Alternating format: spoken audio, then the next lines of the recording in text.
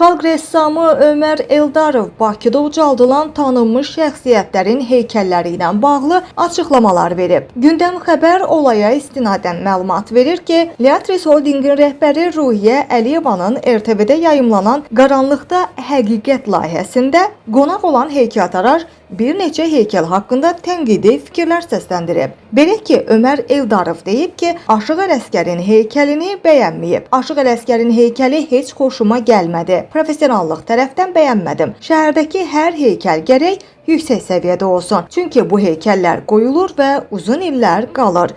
Koroğlunun heykəli Tokay Məmmədov tərəfindən hazırlanıb. Tokay yaxşı heykəltaraş olsa da bir neçə dəfə səhvləri olub. O, daha çox sənədlərə, yazılanlara baxırdı. Dastanda yazılıb da, demək olar, göstərmək olmaz. Koroğlunun heykəlində heç nə düz deyildi. Yazılanları vizual göstərmək olmaz, deyə Ömər Eldarov bildirib.